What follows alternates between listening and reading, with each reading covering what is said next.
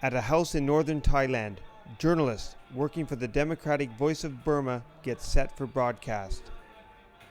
The agency was formed in 1992 in Norway by exiled Burmese activists who began reporting uncensored news via shortwave radio.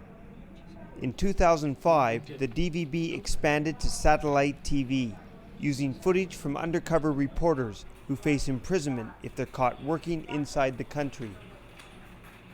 The material is often smuggled across the border into Thailand, where the door is more open to press freedom. One of our main aim is to inform, not that different from BBC or other news agency like inform, educate, entertain as much as we can. So this is what we do on a daily basis. The reason military puts heavy censorship is they want to make a decision on behalf of you, on behalf of Burmese people. We always say big brother is watching because of military apparatus, and then small brother is watching you back with a small camera or small media equipment. That's what we do.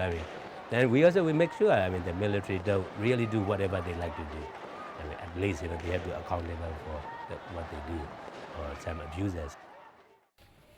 I cannot tell you my real name because that's my security.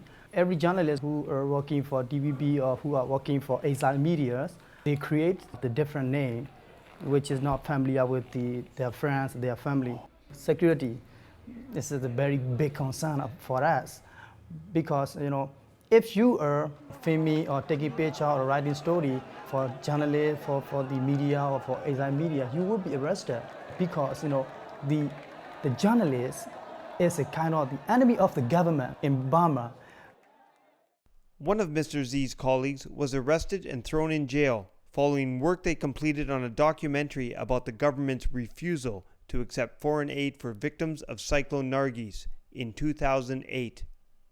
2 months after cyclone, the DVB assigned me to report about the children of the cyclone, the orphaned children. But, this is very risky. For this documentary, I will have to be there longer. I have to be familiar with the children.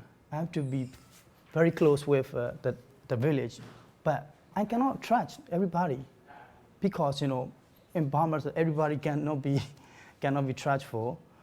So I risk my life. Okay, this is the orphan of the children. That's it about the Burma. That's it about the impact of Cyclone Nargis. I need to do it. That's my responsibility. The documentary revealed the government's shocking neglect of its people, and Mr. Z has since received refugee status in a third country. But his colleague and many other journalists remain in jail. Burmese journalists play a vital role in getting information out from this very closed state to the rest of the world. Western journalists like me simply aren't allowed to go into the country most of the time, and the few times that we are allowed, we're monitored, our movements are restricted. In fact, the last time I was there, I was even deported within 24 hours of arriving. So the local Burmese journalists, the video journalists who risk their lives to get the story out are really the heroes of the journalistic community here in Southeast Asia. They are the eyes and ears of the world, if you like, inside Burma, and without them we wouldn't really know some of the terrible repression that's going on in there. We became a prime source of information.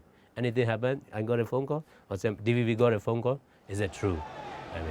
We became a reference point, where and how and what is actually happening. Then they start following the story. As awareness increases with every news story, there remains hope for change.